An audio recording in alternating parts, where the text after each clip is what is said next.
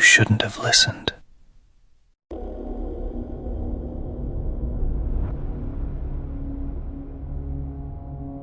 The front door opened before I touched it. Just an inch, just enough for the stale air to breathe out. The for sale sign out front still had my phone number on it, but this house was taken long before I ever listed it. My name's Daniel, and I'm a real estate agent in Ohio. This happened in a neighborhood that never really recovered after the 2008 crash. Ashbury Lane is a dead loop, 3 occupied houses, 5 empty. One at the very end that the bank could never keep a sign on. People kept ripping it out of the yard. Not vandals, neighbors. No one wanted strangers moving in there. I went out alone on a Tuesday evening to get interior photos. The house had been sitting for years. Brown grass, boarded window on the side, what I thought were kids' tags on the garage door. The lockbox code worked, but the moment I stepped onto the front porch, the deadbolt clicked by itself. The door eased open like someone backing away from it. The smell hit me first. Not rot, not mold. Something sweet and wrong, like flowers left too long in stagnant water. I called out, "Hello? Realtor here. Anyone inside?" The hallway answered with a soft shuffling upstairs. Not animals. The weight was too measured. Boards complained in a slow, steady pattern, pacing from room to room. "Sheriff cleared it," I muttered. "House is empty." My footsteps were loud on the hardwood. The living room was bare, no furniture, just a long, discolored patch in the carpet where something heavy had sat for years. Family photos still clung to the wall, faces turned away from frame, all the glass smashed inward. I raised my phone to get a shot of the stairs. Every hair on my arms lifted. In my screen, for half a second, there was someone standing at the top. A woman. Stringy hair, bare feet, white t-shirt stained down the front. Head tilted at the exact angle of a question mark. I yanked the phone down. The landing was empty. My heart slammed so hard my vision went grainy. "Squatter," I whispered. "Has to be." "Get out," something whispered back. I don't know if I heard it with my ears or my bones. It wasn't angry. It was exhausted. I should have left. Instead, I went up. Each step felt like walking into thicker air. The second-floor hallway was narrow, dingy, light yellowing around the edges from old nicotine. 3 doors, one closed, one half open, one off the hinges. The half-open door led to a kid's room. Faded wallpaper, crib still in the corner. The indentation on the mattress looked fresh, like something small had just been lifted out. My phone buzzed with a notification. New photo added. I hadn't taken any. I checked the gallery. There was a picture of me from behind, standing in that doorway, someone else's hand resting on my shoulder. Long fingers, blue-white skin. I spun around. No one. The closed door at the end of the hall started to rattle. Not violently. A subtle, constant tremor, like something weak on the other side was struggling just to touch it. "Hello?" My voice cracked. The rattling stopped. The doorknob turned slowly. I couldn't move, couldn't breathe. The door opened 4 inches. On the other side was darkness. Not shadow, just a wall of black, no depth, like someone had painted the air. I heard a drip, then another. The smell of flowers gone bad burned my throat. Something stepped forward out of that dark that I still can't describe properly. Not a shape, a cold, a weight. Whatever it was, it carried the sound of someone sobbing into a pillow, years old and still looping.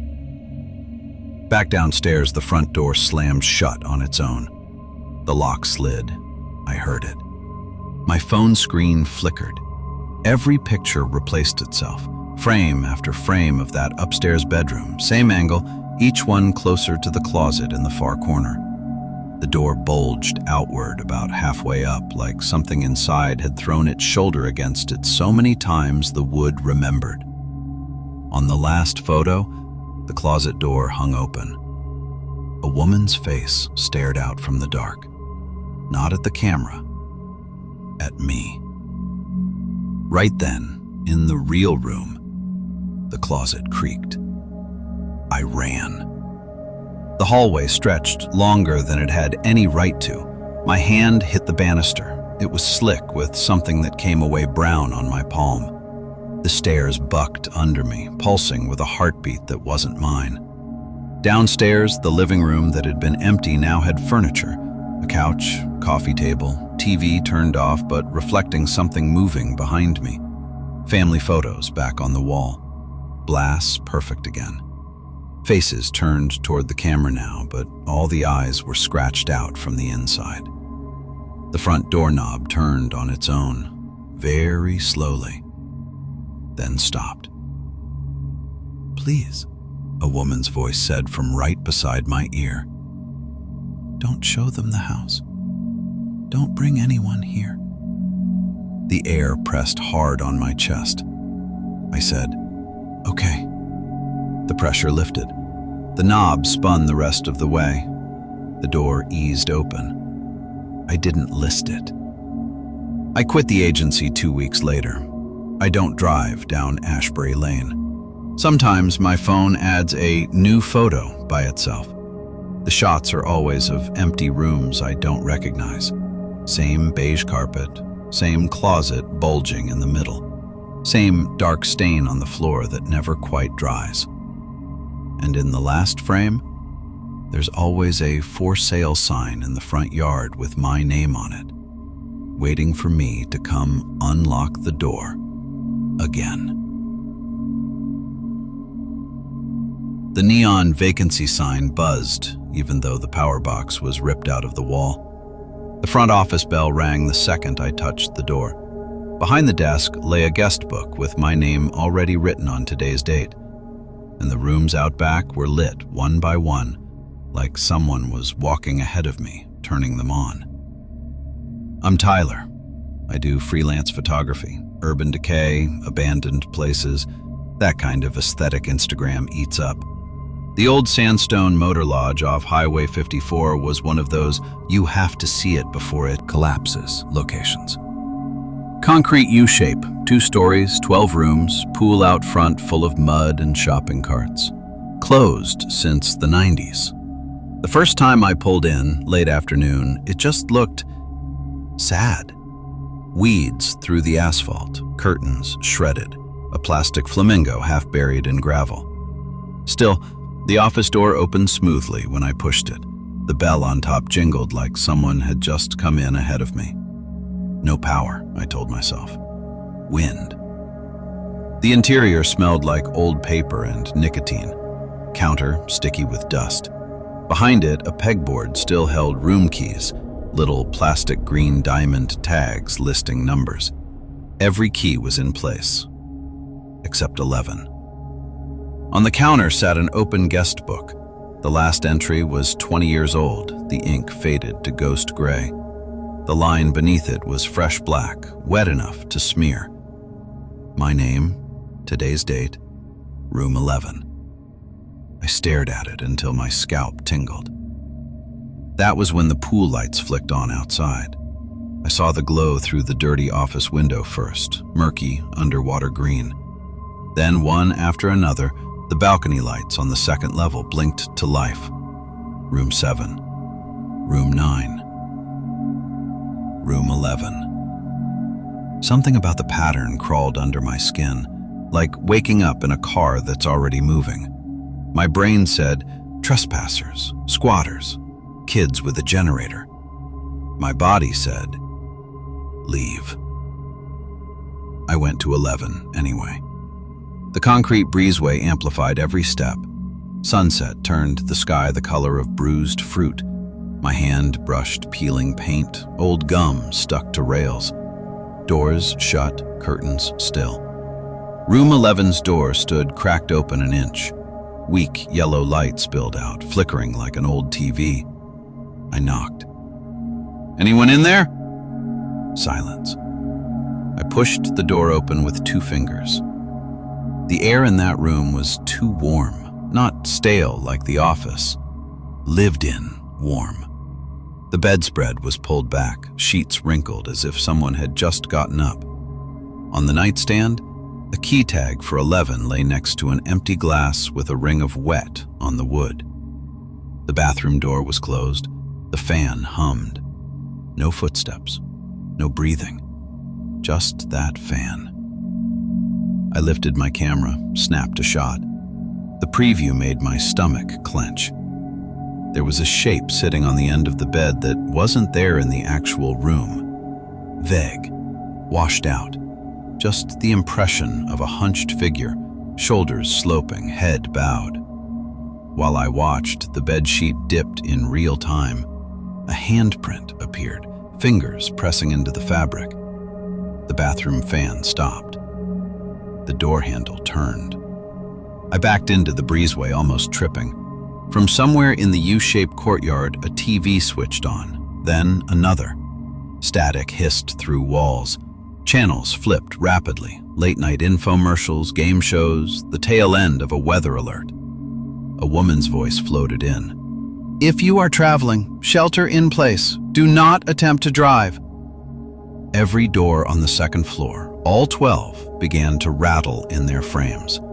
Not violently, in rhythm. Like someone was testing each knob, room by room, moving closer. I bolted down the stairs, heart thudding, trying to find the way I came in.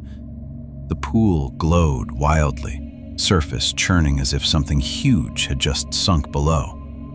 White plastic deck chairs lay overturned. One slowly righted itself as if someone invisible had sat down hard. "Front desk," I muttered. "Just get back to the front." The office lights were off, but through the smeared glass I saw someone standing behind the counter. A tall figure, head bent over the guest book. The vacancy sign crackled above the door, strobing red. I almost called out, almost said, "Hey, I think the power's not safe," like an idiot. Then the figure looked up. Its face was wrong. Not monstrous, not rotten, just blurred. Features in the wrong places, like someone had tried to remember what a face looked like from a very old photograph and gotten most of it close enough. Its mouth moved. No sound came out. The bell on the office door rang again by itself. The guest book pages flipped in a wind that wasn't there. Every line filled with the same name written over and over in frantic, slanting black. Mine. The door to room 11 clicked behind me, slowly, bringing my attention back just long enough to see the key for 11 slide off the balcony rail and dangle in midair, swinging, like someone had just grabbed it and missed. I ran to my car. The lobby figure didn't move, it just watched me, head turning slightly as if curious whether I would make it to the road. The engine turned over on the second try. Headlights slashed through the courtyard. In that cone of light, every room curtain on the ground floor billowed outward at once. Hands pressed against the glass from the inside, dozens of them, smeared and pale. Some small like children's, some with IV bruises on the wrists, some with motel key tags looped around their fingers. As I peeled out, gravel spraying, a voice came through the car radio even though it was off. "Guest in 11, it said softly. "Checkout was at noon." I don't chase abandoned motels anymore. I changed my number. But a few months later, a photo popped up in a tagged album on social media. Old shot of the sandstone motor lodge, taken years before it closed. 6 people stood in front of the office, smiling for the camera. One of them was me. Same jacket, same camera, same scar on my chin. only the photo was dated 5 years before I was born. And on the office door, behind all of us, the vacancy sign glowed red. The main breaker was rusted in the off position. Still, the overhead lights flickered to life one by one. Dust rose from the old conveyor belts as if something had just stepped off. And every time I looked up, more of the windows on the upper floors were full of silhouettes. My name is Aaron. I grew up in Massachusetts, not far from a town hollowed out when the old textile mill closed. The building's an eyesore. 6 stories of brick and broken glass, dead smokestack, graffiti all over. I did my senior thesis on industrial decline and thought it'd be edgy to film in there. The front gate was supposed to be chained. It hung loose when I got there. Inside, the air felt heavier than it had any right to. Old oil, mouse droppings, mildew. My breath echoed weirdly, like the space was smaller than it actually was. I set up my tripod on the main floor. Once, this had been a forest of machines, looms, carders, belts.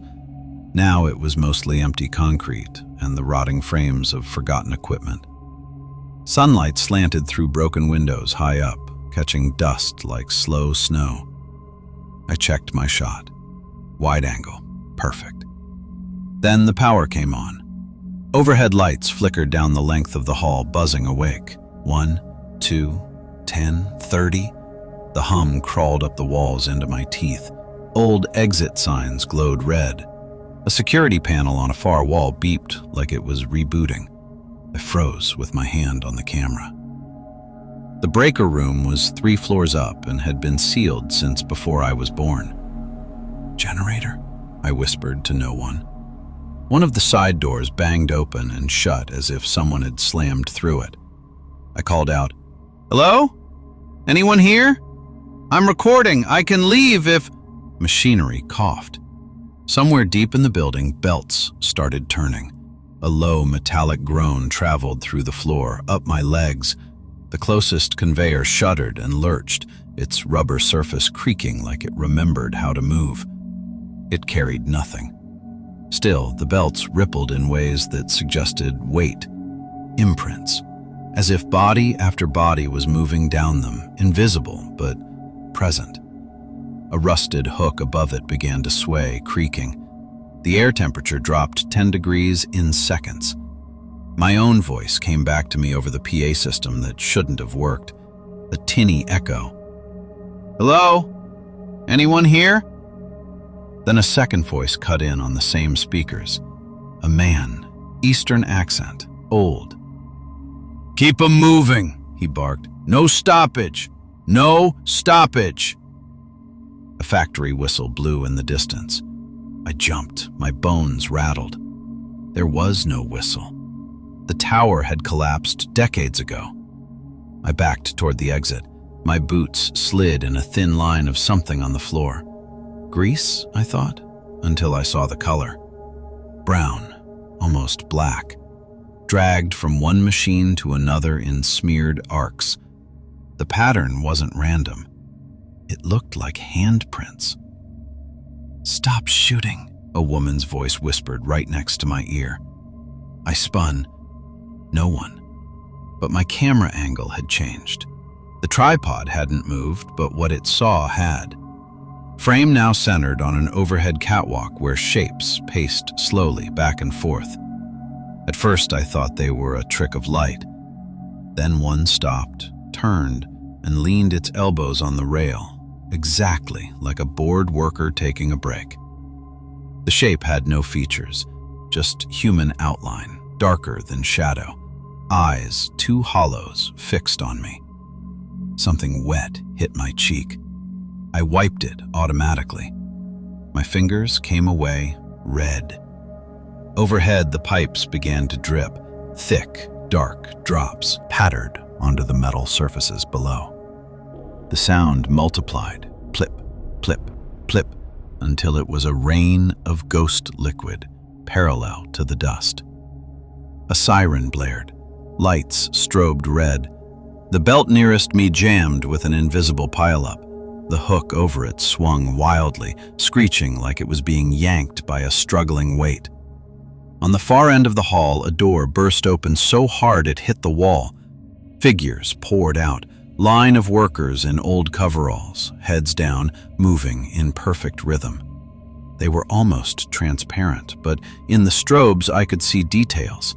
Missing fingers, crushed hands, faces caved in where machines had kissed them too hard.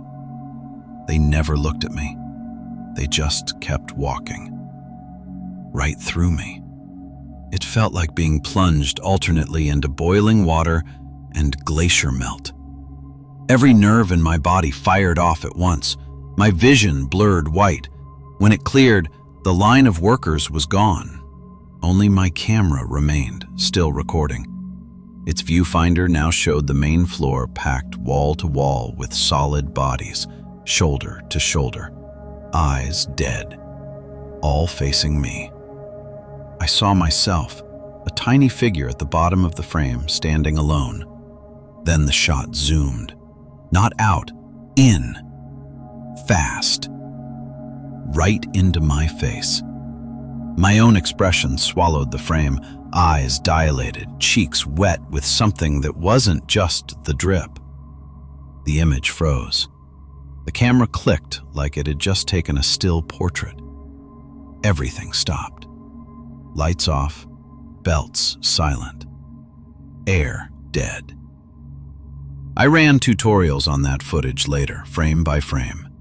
In the split second before the image freezes, hands reach in from off-screen, dozens of them, pale and crushed and burned, and grab my shoulders in the viewfinder. They never touched me in the moment, but they're there in the recording. My professor said it was brilliant. "How did you composite that?" she asked. I told her I didn't. She smiled like I was being coy. "What's the title?" I named it, The Mill That Still Runs. Sometimes when I scrub through the footage now, there's an extra clip at the end that I never remember importing. 6 seconds of me, older, hair a little grayer, standing at the catwalk rail, looking down at the floor below. The workers are there, but this time, they're not moving. They're waiting for me to tell them to keep going. The elevator doors opened on a floor the button panel didn't list. The overhead lights flickered to life, revealing a clean hallway in a building shut for 20 years. A faint intercom voice called a code blue in a room that no longer existed. And when I tried to go back down, the elevator took me further up instead. I'm Alexis. I worked as a location scout in Los Angeles for a while, finding cool places for horror films that weren't just sound stages and sets. Old hospitals are gold for that.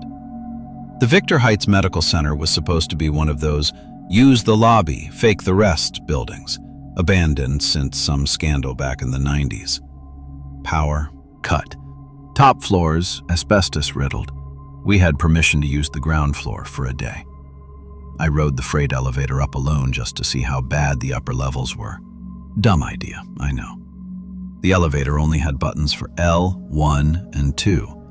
I pressed 2, the highest. The machinery groaned. The car lurched, rising. It passed 2. There was no 3, no 4. Still, the floor indicator climbed. 3, 4, 5, 6. Numbers lighting up in a panel that should have been dead. My stomach dropped. The elevator shuddered to a stop. The doors slid open with a soft chime. The hallway beyond was wrong. Too bright, too clean. White floors gleaming, stainless steel rails polished. No dust on the ceiling tiles. The smell, strong antiseptic, fresh coffee, hint of latex, not the sour rot from below. The wall plaque read, 7th floor, intensive care. Victor Heights only had 6 stories. I stepped out because, of course I did. The doors whispered shut behind me. The sound made me flinch. A distant beeping echoed from down the hall. Heart monitor. Regular. Calm. Soft shoe squeaks followed, as if nurses were moving quickly but not yet running. "Hello?" I called. An intercom crackled to life overhead. A woman's voice, calm but strained. "Code Blue, room 712. Code Blue, 712. My chest tightened. I walked past rooms 701, 703, 705. Each door had a narrow window. Every window was frosted from the inside, pale shadows moving behind them in slow, medical choreography. Room numbers skipped wrong.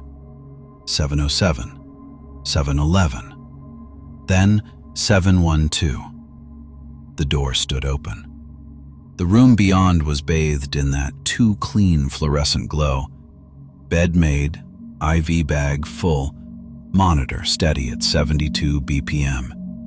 The bed itself looked pressed, like someone lay there, body-shaped dent in the mattress, but there was no one. The monitor flatlined. The room remained empty.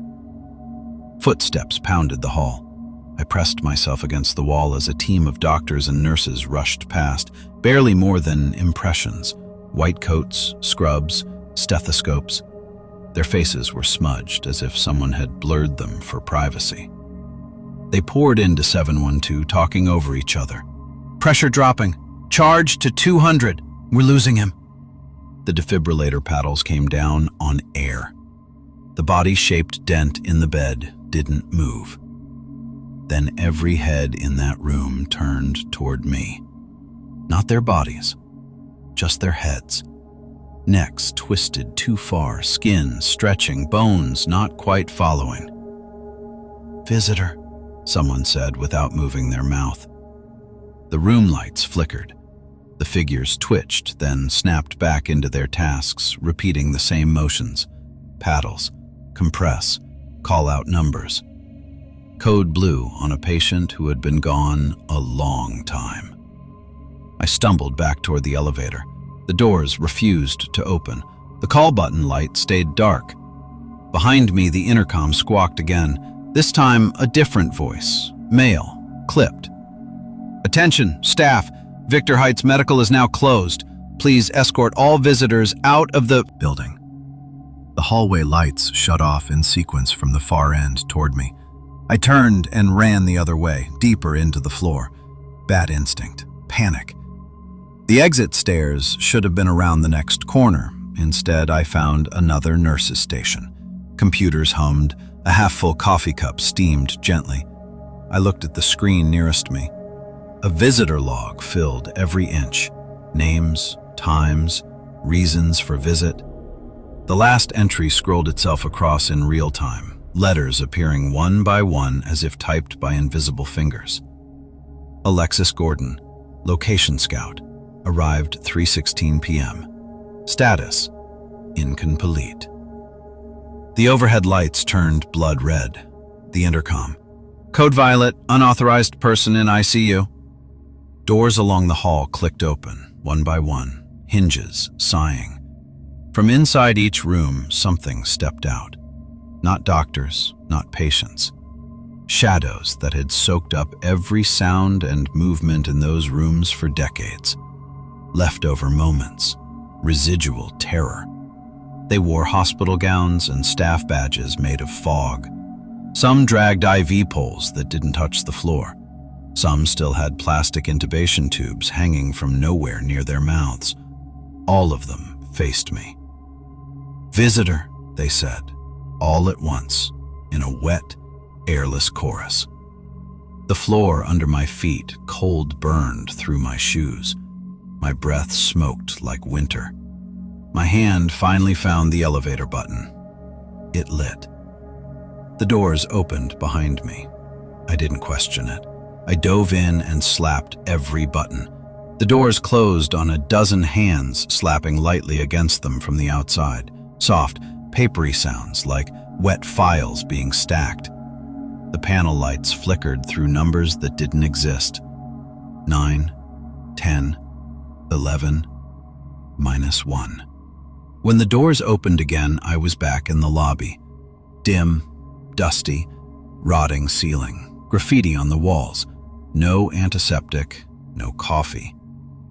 My crew burst in from the parking lot, annoyed. "We thought you bailed," my director said. "You were gone an hour." I checked my phone. 3 minutes had passed. I don't scout hospitals anymore. Victor Heights got demolished 6 months later. People watched from the street as the floors pancaked one by one. Someone filmed the whole thing. In the video, between dust clouds, you can see the inside of the breaking rooms. On the 7th floor that never existed on any blueprint, bed 712 never collapses. It just stays hanging in the air. Monitors intact, shadows working tirelessly around an invisible patient. And sometimes, in the background, you can hear an intercom voice under the bulldozer engines asking, "Will all visitors please make their way to the exit?" I did. Once. I don't think the building believes that I left. The sign out front said, "Closed by order of the city," in peeling red, but the stained glass windows glowed warm from inside, even though every line to the building was cut. The organ played a single low note on loop, shaking dust from the rafters. And when I walked down the aisle, every wooden pew creaked like someone was kneeling in it. I'm Mike, volunteer firefighter and part-time electrician in a small town in Kentucky. The old Baptist church off State Route 9 burned 5 years ago. Not completely, just the rectory and most of the roof. Enough that they boarded it up and built a new one down the road. Still, every so often we'd get calls. "Lights are on at the old church. Music's coming from up there." Kids, probably. Or that's what we told ourselves. One autumn night, right around Halloween, because of course it was, the chief asked me to take a look. "Just make sure no one's messing with the panel," he said. "Last thing we need is an actual fire in that tinder box." I drove up alone. From the outside, the place was a black husk against the sky. Roof half collapsed, bell long gone, but the big stained glass window above the double doors shone faintly. Reds and blues moved behind it, light shifting like people passing. I killed my truck engine. The music hit me then. An organ. Single note, low, sustained far past what any pipe should manage. The sound vibrated in my ribs like someone humming right into my bones. The front doors that should have been nailed shut stood slightly ajar. Yellow light leaked out. "This is stupid," I muttered and pushed my way in. Inside, the air was smoke-tainted and cold. The pews, however, were pristine, straightened, hymnals stacked neatly. No cobwebs on the backs. The floor between them shone like it had just been mopped. The organ on stage was whole, polished, not the charred wreck I'd seen the day we fought the fire. No one sat at it. Still, one key depressed on its own, holding that low, endless note. As I walked down the center aisle, every pew I passed creaked, wood complaining. Kneelers dropping and lifting in sequence, like an invisible congregation was rising and kneeling, keeping time with the organ's unnatural sustain. Halfway down, I stopped. Voices floated over the note. Not singing, praying, whispered, layered. Hundreds of them overlapping. My own name bubbled up in the mix, spoken in my mother's voice, in my ex's voice, in my own voice. "Michael, please. Lord, watch over Michael. Help me, please, Michael." I swallowed hard. "Okay, enough," I said out loud. "I get it. Power's on. Great trick." The candles on either wall flared to life. The wicks burned blue at the base. The sanctuary filled with the smell of hot wax and something sweet, rotten under it, like lilies and bad meat. Shadows from nothing moved along the walls, tall and thin, like vertical pools of ink. At the front, the pulpit stood under a wooden cross, the cross that had fallen during the fire and nearly taken out a fireman I knew. Now it was back, straight, gleaming. The Bible on the pulpit was open to a page that had been burned black years ago. The paper was whole, words crisp. One line at the top of the right page pulsed, letters growing darker and lighter as if read silently by 100 unseen eyes. I stepped closer.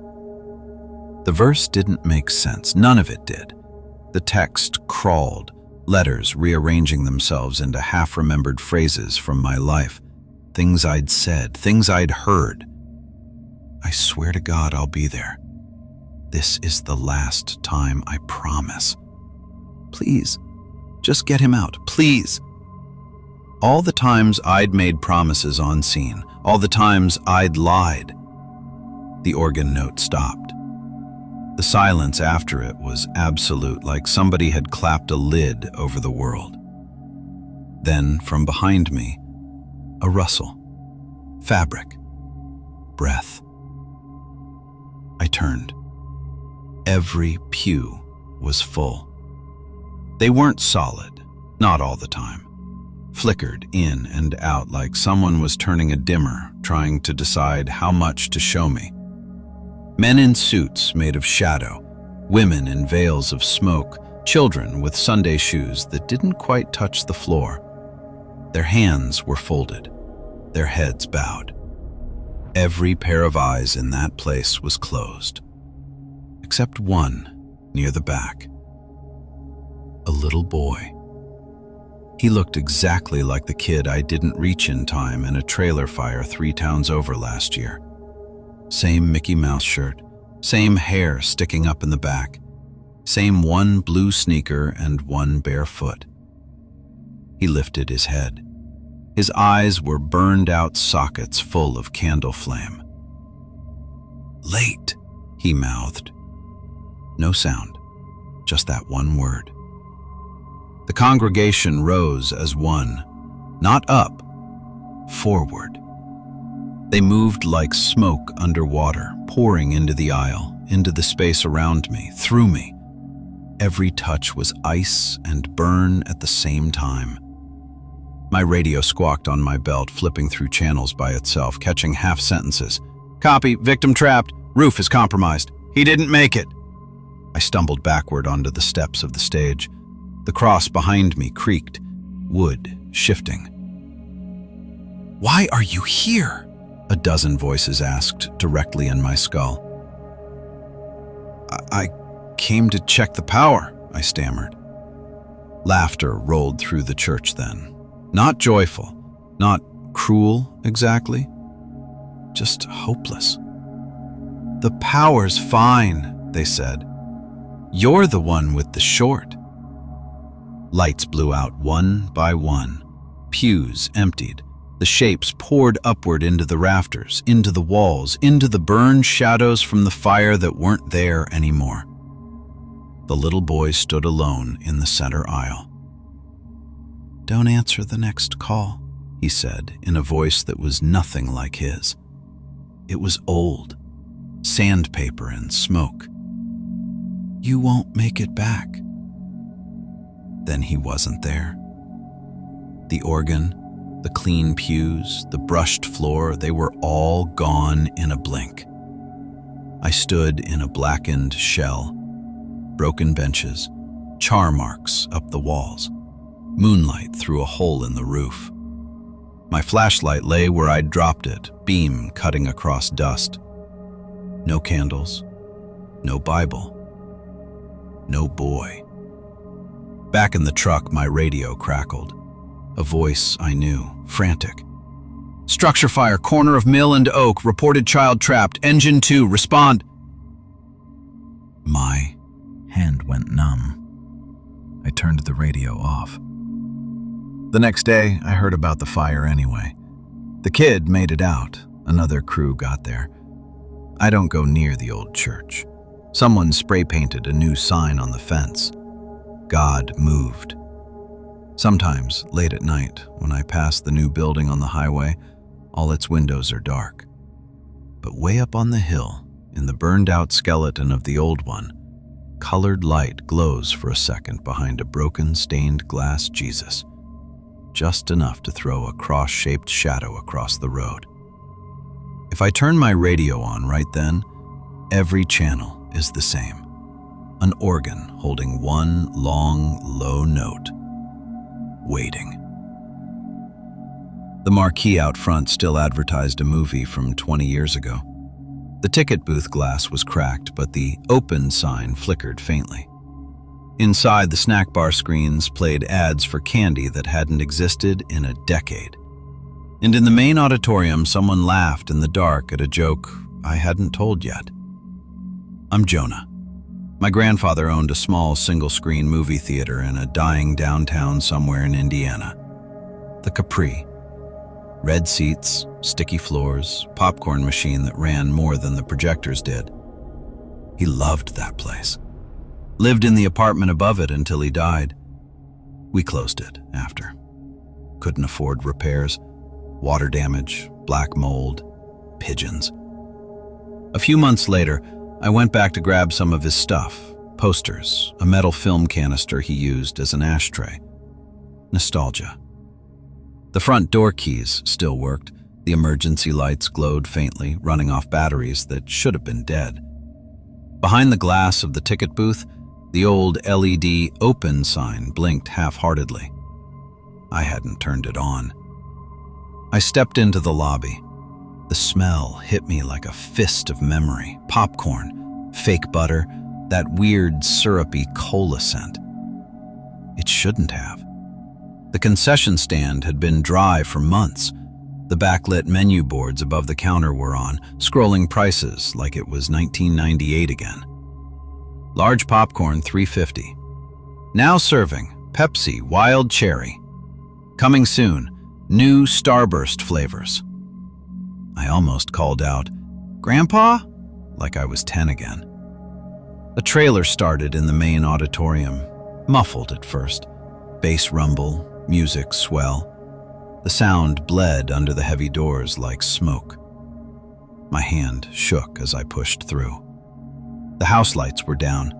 The screen glowed with that pre-show nonsense, floating soda cups, dancing candy bars, begging you to visit the snack bar. The animation quality was wrong, too smooth, too sharp for the age of the projector. Rows of seats rose in front of me, red upholstery mostly intact. Shadows sat in them. Not solid people. Suggestions. Darker patches in the dark. Heads, shoulders, the slump of someone who'd settled in for 2 hours away from their life. Halfway up, in the center, my old seat was empty. "Okay," I said out loud, because that's what you do when your brain starts to step sideways. "Okay." On the screen, the dancing popcorn bucket froze mid-jig. A new image faded in, grainy at first, then clearer. It was the Capri's own auditorium. From the angle of the projection booth, the camera panned slowly over the seats, which were now packed. People of all ages, some old, some kids, some I recognized from town, some I'd never seen. Every face was turned toward the screen. None of them blinked. In the recording, the doors at the back opened. A single figure walked in, blue hoodie, jeans, hesitated, then slid into a middle row seat. Me. I watched myself watch the movie I wasn't watching. On screen, my recorded self laughed at something. Right after, a laugh rolled through the real theater. Loud, echoing, coming from everywhere and nowhere. I didn't laugh. The laughter didn't care. I backed toward the exit. The carpet sucked at my shoes like it was tacky with fresh soda. The doors wouldn't budge. Behind me, the film changed again. Home video now, wobbly camcorder footage of the Capri through the decades. My grandfather sweeping the aisle, my mom selling tickets as a teenager, me asleep in row 3 with a bucket of popcorn in my lap. No one had ever filmed this. The images flickered, stuttered, reversed. In one frame, the empty screen showed my grandfather's silhouette in the projection window. In the next, it showed the same window with no one in it, but the projector beam still strong, as if running on its own. The house lights slowly came up. Every seat was full now. You know when you try to look at someone in a dream and their face won't hold still? That's what it was like. Features shifting, eyes too many, mouths not quite lined up, but the feeling was clear. Attention. Hundreds of eyes on me. The screen went white. A single sentence wrote itself across in black as if typed live. Now playing, Jonah learns to stay. The audience applauded. The sound came late, like an echo from the future. I shouted, "Stop it!" My voice bounced off the walls, small and thin against the tidal wave of clapping. Something touched the back of my knees. I looked down. The seat behind me had folded up on its own. The one in front of me dropped its armrest. A kernel of fresh popcorn sat on it, steaming. Grandpa's voice, I swear to you it was his, spoke right next to my ear. "Sit down, kiddo. Show's starting." I bolted sideways into the aisle. Seats snapped up and down, blocking me like teeth in a closing jaw. The floor tilted, gravity insisting that my center belonged in the middle row. On screen, footage of me in real time appeared, sprinting between rows, wild-eyed. The audience laughed in all the wrong places, before I moved, before I tripped. They were a half second ahead, like they'd seen this movie already. I threw myself at the exit. This time, the door gave way. I fell into the lobby, heart punching my ribs. Silence. No trailers, no soda ads, just dark.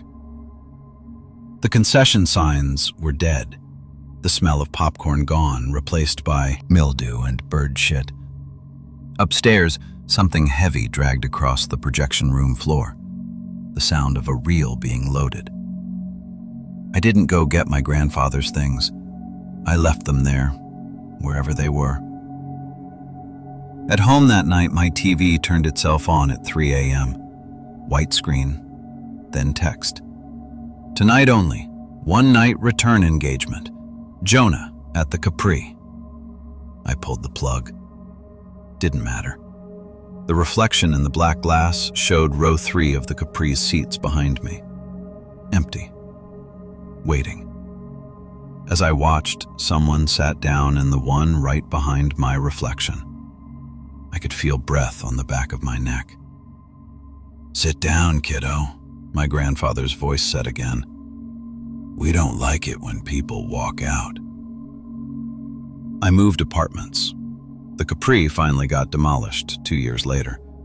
A developer put up condos. Sometimes on stormy nights, people in those buildings post weird videos online.